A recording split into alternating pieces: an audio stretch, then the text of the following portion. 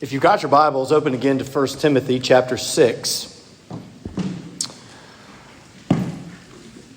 Chris and the girls just got done singing about the story of the gospel, and really this whole chapter 6, has been the Apostle Paul encouraging Timothy to guard what's been entrusted to him. That's verse, I believe it is 20 this morning. If we were to go back to last week's sermon, we would say he told him to keep the commandment. And really over and over, he's encouraging him, pleading with him, if you look at it fairly carefully, to finish the story, to run the race, to fight the good fight, all the way to the end of his life. And so this morning, the last sermon in 1 Timothy, I hope that you've been blessed and benefited from the book. I know I certainly have. It really shares somewhat of a common theme. Last week, there were some final instructions given to Timothy. The command, and then...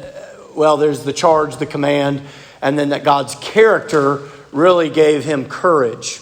And so what we see this morning, or what we see this week, is he actually tells Timothy to instruct the congregation. If you were to look down in verse 17, the first thing it says is instruct those who are rich. It's been interesting in this chapter, and really more of the New Testament that you would think, have a lot of instructions for people that are rich. And you say, well, that's no problem because I'm not rich, right? But the reality is, if we were to go back to 2 weeks ago, you remember it said if we have food and covering, we should be content. So that tells me if we have more than food and covering, which all of us in here do, right? We've all got just a little more, or maybe a lot more than food and covering, then we would qualify as those who are rich. If we're able to store up a little bit, have a little bit besides food and covering, then I would say we would qualify to listen this morning to the message. And so the instructions are to those that are rich. What is our relationship as believers with money, or what should it be? And I think one of the reasons this is addressed so often in the New Testament is because indeed it is something that is a common stumbling block or hindrance for people. We're all people in here, redeemed, many of us saved sinners. And yet the things that are common stumbling blocks to us before we are redeemed will still be common stumbling blocks to us later. The difference is now we can fight against them. Now we can take that stumbling block out of our way and we can walk with the Lord. One of the things that is a common stumbling block for humans is to think that the acquisition of mammon, King James, stuff, Mississippi, right, is going to make us happy. That it is going to, in some way, now it does make things easier, it does, but that it is going in some way to turn us into these very, very happy people. I've told you before, and I stick by the statement, many of the most miserable people you'll meet have the most stuff because they're scared somebody's going to take their stuff, right? Or they've got to keep working so hard to get more stuff. And so this is a common theme that we see, probably because it is a common struggle for many, even Christians. Well, the first thing that we're supposed to do, it says in verse 17, we're supposed to not do some things when it comes to wealth. And then starting in the second half of verse 17 and verse 18, there's some things we need to do. Verse 17, look at it. This is what we're not to do. It says, instruct those who are rich in this present world, which I believe all of us would qualify at some point for that. Not to be conceited, there's what we not to do, or to fix their hope on the uncertainty of riches. There's two things that we're not to do. Number one, we are not to be conceited. There's another translation of that word that I like a little bit more. That's high-minded. If you think of a person that's high-minded, that's a person that's looking down on others. And so the Apostle Paul says, listen, if you've got some things, if God's blessed you with some things, material wealth, whether a lot or a little, one of the temptations you're going to face and you've got to guard against and not do is we don't want to be arrogant. We don't want to be conceited. We don't want to be haughty. We don't want to be high-minded. We don't want to look at, new stuff is shiny, right?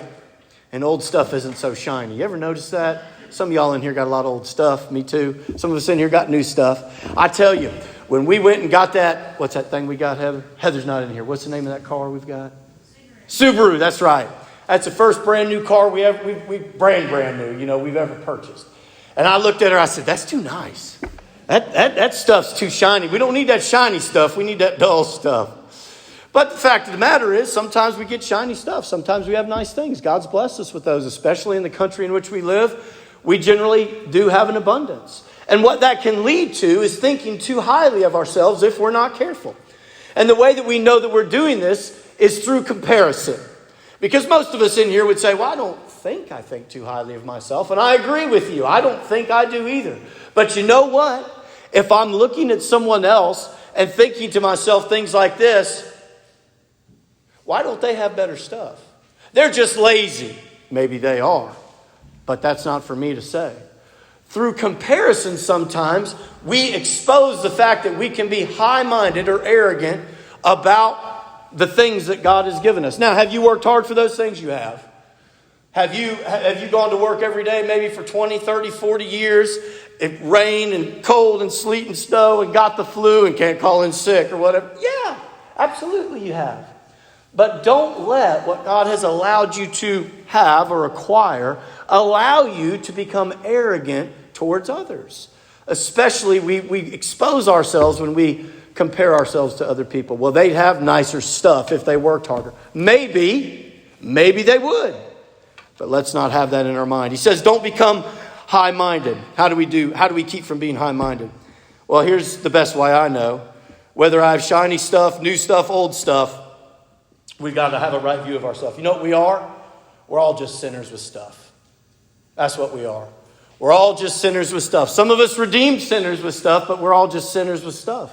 When it says in Romans, do not think too highly of yourself, the way that we can keep ourselves humble before the Lord, not just when it comes to this text, but spiritually humble, is to understand that apart from Christ, we have no hope. But in Him, we're more than conquerors. And so it puts us in the mindset that we ought to be in and when it comes to ourselves.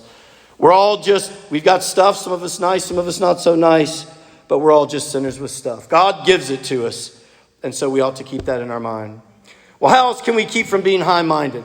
Well, we've got to remind ourselves that it's not simply through our effort that we've acquired whatever it is that we have. As I said earlier, yeah, you've worked hard for it, and I've worked hard for it, whatever it is. But guess who kept you healthy through that? Guys, I know people that can't work, and so do you, because their health is so bad. And they're young. They've got such poor health of no fault of their own. But instead of that, for most of us, if not all of us in here, God has given us the ability to go to work every day. He's given us minds that are sharp enough to have the jobs that we have. Some of you in here have some really hard jobs. And I don't mean hard physically, I mean hard mentally. I was talking with someone today, or I'm sorry, not today, this week. And this person has a lot of responsibility. They're in the church. They have a lot of responsibility. And they said this to me. They said, some days I just want to dig ditches. I said, yeah, I understand that. And all of us understand that if we've ever had a difficult job. But what is for her, for me, for all of us, who's given us the ability to do whatever we're doing? Well, God has. And so we ought not to be arrogant or haughty, or according to verse 17, high-minded about the things that we have, because He's given us the ability to work and acquire those things. So number one, what are we not to do when it comes to riches? Don't be conceited. Don't be high-minded. Number two, look what it says in verse 17. Do not be conceited, or, here's the second thing, fix their hope on the uncertainty of riches. So don't have a false hope. You say, well, I don't have a false hope in riches. Good, I'm glad, but some of us do, and many of us struggle with it. There's two false hopes I want to talk about that riches can bring about. The first applies, I would say, more to men. I'm always cautious when I say this, because, you go overgeneralize things. But the first, I think, applies more to men, and the second, I think, applies more to women. So how can we accidentally have a false hope in riches? Men, more than women, I think, tend to think that they can find happiness in stuff. They can find happiness in what they acquire. A brand new 308, that's going to make you happy. A brand new bass boat, that's going to make you happy. A brand new whatever. We've talked about these things before. Whatever it is, I think men tend to be more of the mindset that as I acquire these things, as I acquire these items, because, of course, the way that men, apart from Christ, value themselves is through their work and their job. And one validation that you're doing a good job and working hard is you can buy more stuff, right? So men tend to struggle with the false hope of things will make me happy. Guys, it's a false hope. Only Christ can make you happy. Only living for Him and submitting to Him is ever going to make you happy. He says, don't hope in this false hope of riches. For men, very often, it's things, property, things like that. Nothing wrong with those things. They're wonderful. But don't think that those things are going to fill you or make you happy. Remember 2 weeks ago, Chinese buffet? Some of y'all remember that? I said money is like a Chinese buffet. You know, what do you mean? Well, it'll fill you up for about an hour. And then an hour later, you're looking for another Chinese buffet, right? And so it's the same way with this, men and women as well. For women, I think often their false hope in riches or money comes in this way. It makes them feel secure. Like they have security. We have a house. We have cars that won't break down. We have financial security. The debt collectors aren't calling. Y'all don't raise your hand if this has happened. But if you've ever had a debt collector call your house, it makes you feel very unsecure. I was going to say, y'all ever had debt collectors call? But I'm not going to ask that. So you're thinking to yourself, we can't ever get ahead. For ladies, very often, it's this feeling of security that they're hoping in, and they think that money or extra money may bring them. Financial stability may be a better way to say that. A good job, a 401k, a good retirement plan. All those are good things. But is that where we find our security? It's not where we find our security. And if we're looking for security and financial stability, sometimes we're going to miss God's will. Sometimes we're not going to be willing to go where He says go and do what He says do, because it's not, in the world's eyes, a smart financial decision. Don't look for your security in financial stability. Look for it in Christ. He is your security. So what are we not to do? Don't be high-minded and don't have a false hope. But what are we to do when it comes to our finances? Now, this is the best part of the sermon. Because the negative, the not to, right? We all struggle with that. Yeah, I need to know not to do that. But the positive, the things we're supposed to do, these are very encouraging things. Well, number 1, verse 17 says this. It says we're to fix our hope on God. Verse 17 says, Do not fix their hope on the uncertainty of riches, but on God, who richly supplies us with all things to enjoy. We fix our hope on God when we agree with the psalmist in Psalm 20, verse 7. He says, some trust in chariots. Some of you know the rest of the verse. Some in horses, but we will trust in the name of the Lord our God. We fix our hope on God initially when we're born again. Many of us here have made a profession of faith. Some of us here have not. If you've made a profession of faith, that was an example of you fixing your hope on God. God, nothing in my hands I bring, simply to your cross I cling. I fix my hope on Christ as my righteousness. I fix my hope on God to save me and redeem me and rescue me and transfer me from the kingdom of darkness and put me into the kingdom of His beloved Son. That is what it means to have your hope fixed on Him. But in this context, it's having our hope fixed on Him instead of on money or riches or things that we may, as I've already said, give us security or we think are going to make us happy. Only God brings those things through Christ. Fix your hope on Him. But continually, the Christian fix their hope on them as we are obedient and we do the next thing, right? I spoke with Ashley yesterday. Ashley's got the flu. Evie Ray's got the flu. Of course, Miss Denise just had surgery. A lot going on in their lives right now, as there are in many of your lives. And I said something like that. I said, hey, I know there's a lot going on right now, praying for you. And I love it when people say my words back to me. She said, we're just doing the next thing. She's doing the next thing. Christian, that has to be our mindset, right?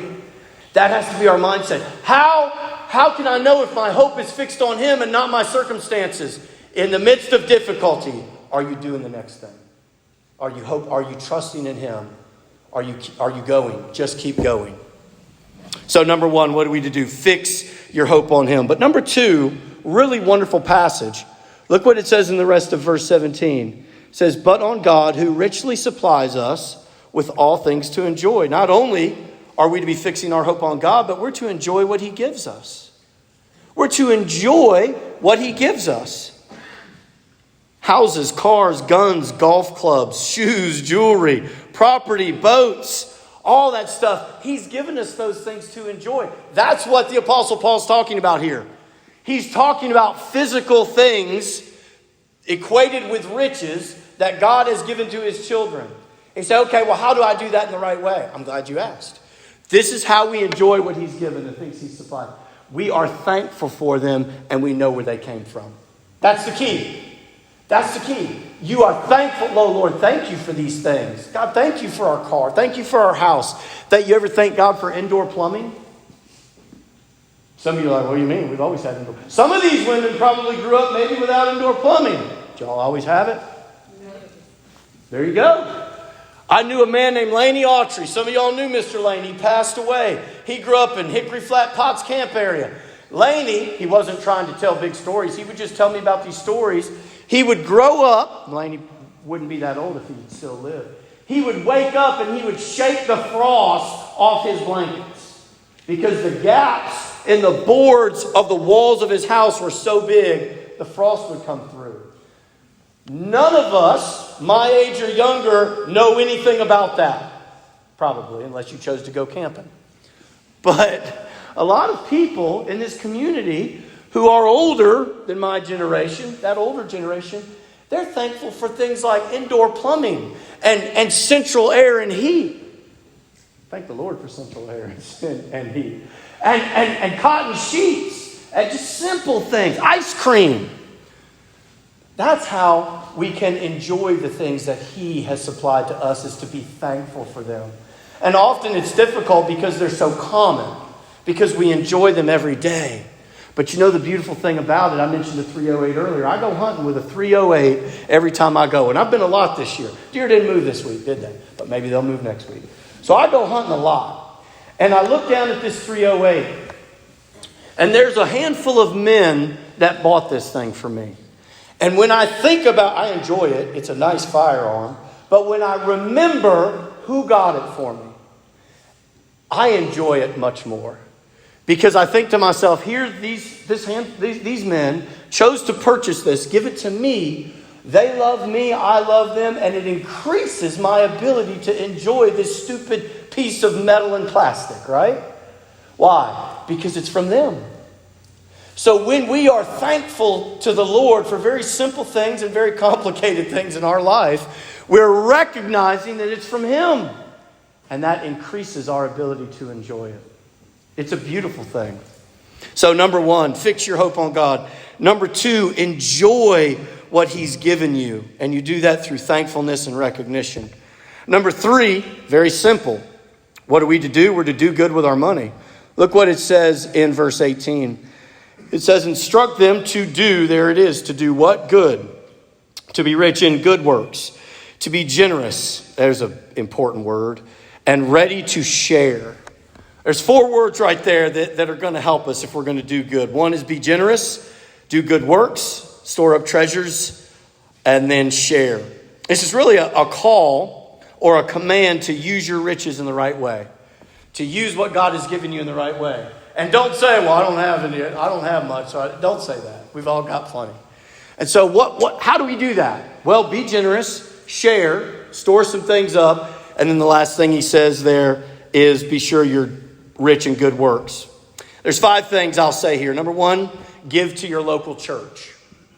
That's if you're going to do the best thing you can do with any money that you've got that you want to give to God's kingdom is first and foremost give to your local church. I say that because the Bible says that. 2 Corinthians 9:7 says that. There's over 18 passages in the New Testament that address the need to give to the local church. Now, why is that?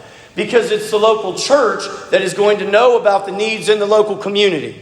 It's because the local church is much more likely to know how to utilize that money in the kingdom than we may know as individuals. Because you're working. Some of you 10, 12, 14, 16 hours a day, you're working. Some of you 6, 7 days a week. And so you may not know what the needs are in the community. And so by giving first and foremost to the local church, you will be able to fulfill this command to do good works, to be generous, to share what God has given you. Number 2, your family. I would say the second most important thing, if we're going to do good works with the riches God has given us, we need to provide for our family. If you turn back to chapter 5, verse 8, right here in 1 Timothy, look what it says. If anyone does not provide for his own, and especially for those of his household, he is denied the faith and is worse than an unbeliever. We are to be providing for our family. We're to be helping our family. to be generous with our family. And I don't think that means, because he's talking about widows there, it doesn't just mean until your kids are 18, then you go, oh, bye. That's not what it means. It means if your family has a need and you can help them, then help them. That's what it means. Well, what if helping them wouldn't be good for them? That's a different question. That's a different question. Some of us have family members that we have helped, and to give them, let's say, more money would not really be a help to them. There are other ways you can help them. So first, give to the church. Next, give to your family. Third, give to individuals in need that you may know of, like missionaries. You can support missionaries individually. Now, we support some of them here at the church, but you can support them individually. And if you feel a calling to do that, then do that. I know some people that just send $10, $20 a month to this missionary or that missionary. Guys, that makes a big difference to them. A huge difference, and it's a tremendous blessing. So give to individuals, not just missionaries, but those who may be going through hard times, families in need that you know of. And if you know of families in need, please let us know as a church. Every year at Christmas, one of the things that Parks Church did long before I got here that I think is amazing is they provide something for the widows of the church and others as well. But that's the kind of thing I'm talking about. That's a tremendous blessing to those ladies as they receive that. Number 4, give to organizations that are doing kingdom work. Give to pregnancy centers. Boy, pregnancy centers. So worthy of our gifts and giving, because they take that ultrasound and they give it to an abortion-minded woman. And 9 times out of 10, when that abortion-minded woman sees that baby on that ultrasound screen, she chooses not to go through with an abortion. Very often these girls are showing up at pregnancy centers thinking that they're abortion clinics, but they're not. They're Christian-run pregnancy centers. We want to continue to give to pregnancy centers. What about the Gideons? Boy, the Gideons are doing kingdom work, aren't they? They're printing Bibles and sending them out. So if God has given you the ability to share what you have with others, give to the church, give to your family, give to individuals, give to these godly organizations. They say, well, I don't have much money I can give. That's fine. Then I would say the word share is the one that applies to you or to all of us. Well, what are we going to share? Share your time. Share your abilities. This doesn't happen accidentally. We've got to be intentional about it. Share your stuff if someone needs your stuff. Even your chainsaw. I don't know about that, Matt. Chainsaw? Chainsaw's tough now. If someone doesn't know how to use a chainsaw, they'll ruin it real quick. Yes, even your chainsaw. Zane Treadaway, many of y'all know Zane. He's a principal at East Union. He asked me the other day, he said, hey, what's a good wood splitter? I said, funny you asked. I happen to know. I just bought one. Y'all remember I had them up here. And so I told him, and he said, well, I'm clearing some land. I said, you clearing land with an axe? It's not 1927, son. I said, I've got some chainsaws. You want one? No. The last time I gave him a chainsaw, he about cut his leg off. So I didn't, it was even a chainsaw, guys. Be willing to share what God has given you with others if it would help them, if they're in need. That leads to the word generosity. So we're to share, we're to give. How are we to do it? Again, 2 Corinthians 9:7 says, do so with a willing heart. Share like this, not like this. You remember when your kids were little, if you had 2 kids that are around the same age and they were fighting over something, what'd you do? Don't do what I did. I'd break their toy and throw it away. Don't do that. If you were trying to teach them how to share, what would you do? You say, give that to your brother. They're not sharing the way God wants us to share as Christians. You're teaching them, we're teaching our children to share, but they weren't happy about it. Christ has saved you from hell. He has saved me from hell. He has taken us out of the miasma of the pit of sin, and He has placed our feet on solid ground. He has made His face to shine upon us, and now we are His children. What do we have that He hasn't given? Share like this, not like this. Be generous. We're called to do good with the things that we have, to fix our hope on God, to enjoy what He's given, and to share. Be generous even in good works. Well, the rest of verse 19 really shows us the result of this. The rest of verse 19, look what it says. The result of this sharing, and the result of this being generous, and the result of this giving and enjoying and honoring God is that we store up for ourselves, it says storing up for themselves, the treasure of a good foundation for the future, so that they may take hold of that which is life indeed. Well, it's really the evidence that you're walking with the Lord. You say, what do you mean? You have a storage unit. That's what this says. It says store up for yourself. You have a spiritual storage unit, though. And in that spiritual storage unit either is or is some evidence that you're his child. The evidence that should be in that storage unit is that you are being generous, that you are willing to share, that you are doing these things and doing it with a willing heart, that you are enjoying what he's given you in the right way, that you are hoping in him. You ever watch Storage Wars? Okay, if you haven't watched Storage Wars, let me tell you what it is. Some of you older than me probably don't know what this is. It is a reality TV show where what they do is they buy storage units, Miss Laura, that people have quit paying on. Absolutely. And then the person comes and cuts the lock off and they go into the storage unit and they see what's in there. They don't know what's in there. They can't really go through it. Y'all seen it, right? They can't really go through it beforehand. But the most important part of the show, Storage Wars, and the most exciting part is when they go through all the stuff. Guys, one day, isn't it going to be wonderful for you, if you're a believer, to go through that spiritual storage unit that God has allowed you to build up and to see the evidence of your faith, the evidence of your hope in the Lord. See, you have a spiritual storage unit, but what you need to ask yourself this morning, and what I've had to ask myself this week, is what's in it? Is it wood, hay, and straw that's going to burn up one day when it's tested? Or are there precious things there? Things that God has called us to. Hoping in him, enjoying the things he's given us, sharing, being generous. The reason the Apostle Paul says to Timothy, instruct these people this way, is because these things are not easy for many of us to do. We say, no, that's my stuff. That's my stuff. I worked hard for that stuff. It's God's stuff.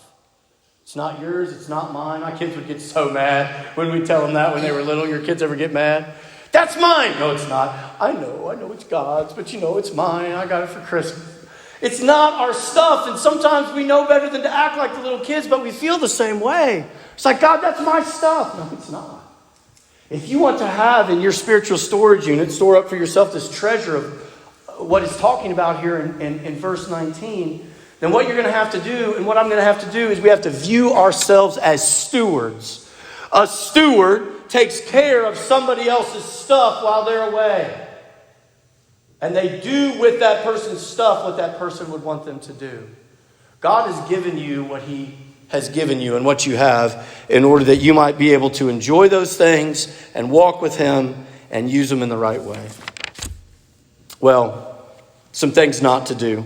Be high-minded. Don't have a false hope. Some things to do. Fix your hope on God. Enjoy what he's given and be generous. Lastly, in verse 20, we see that we are called to guard the greatest of treasures. Verse 20 says, "O Timothy, guard what has been entrusted to you." And then it tells him what to avoid. Back last week, in last week's sermon, it was sort of the same thing when he says he charged him to keep the commandment. He says, guard what has been entrusted to you. What's that mean? Well, what's been entrusted to him? The gospel's been entrusted to him. His faith has been entrusted to him. His witness has been entrusted to him. And so he's calling upon him to guard that. Guys, it's very important to guard your profession of faith. This is for the Christians. It's very important to guard your witness. How long does it take to build up your witness in the community of a person that's following the Lord? Forever. It takes forever. How long does it take to wreck it? One bad choice. I wish it weren't that way, but it is. One bad choice. Guard your witness. He's pleading with Timothy. Timothy, God has given you this incredible gift, your faith and your love for Christ and your witness. Now guard that. Guys, we need to guard our witness and guard our profession of faith and to take time to be as careful with it as we would be with anything. We put locks on doors, don't we? We lock our car. I can't get 3/4 of you to go with me to Memphis. You're so paranoid about going up there. I ain't going up there. We have a gun and a locks. We lock everything. We're careful with things that matter to us. How careful are we being with our profession of faith? How careful are we being with our witness? We ought to be more careful with that than anything. Guard the greatest of treasures. I'll tell you a heartbreaking story I learned this week just to kind of drive this point home. There's a young man I've known since he was quite young. He was held up really as what a young Christian ought to be. And he appeared to be. Really great guy. Really amazing. I found out a couple days ago he's walked away from the faith. His wife has walked away from the faith. He's completely apostatized. Now, how did that happen? I know how it happened. Even though I don't know. I don't know the particulars. I know how it happened. He made one bad decision somewhere probably a couple years ago. And that one bad decision led to how many bad decisions? 2. And 2 led to 3, and 3 led to 6, and 6 led to 12, and 12 led to 24. He did not guard what God had given him. He was not careful with his witness and his profession of faith. And now, he and his wife, this couple that were held up as the paradigm of godliness, are separated. 4 kids involved in the situation. They both completely apostatized. And everybody that knows them is heartbroken. How does things like that happen? Carelessness. Guard what God has given you, Parks Baptist Church. Guard your faith. Guard your profession of faith. Guard your witness. Don't be careless with it. I say it all the time. I feel like a broken record. What are you putting here in front of your eyes? Guys, there is nothing like the eye gate to lead you to righteousness or to unrighteousness. Guard what God has given you. What not to do. Don't be high-minded. Don't have a false hope in riches. Fix your hope on God. Enjoy what He's given. Be generous and guard the greatest of treasures. In conclusion, what he says are 4 words. Grace be with you. Grace is the love of God towards those that didn't deserve it. Parks Church, grace be with you to be salt and light. Grace be with you to do the next thing. Grace be with you to be useful and joyful. Grace be with you, Christian, to finish well. And grace be with you this morning, if you're here and you're lost, to believe on Christ for your righteousness. It's a great way to end a book, isn't it? Grace, the love of God towards us that didn't deserve it, be with you. In this holiday season, some of us will be in town, some of us won't. Guard the greatest treasure that God has given you. Guard your profession of faith. Guard the Spirit of God within you. Guard your witness. Walk with the Lord. All right, let's pray.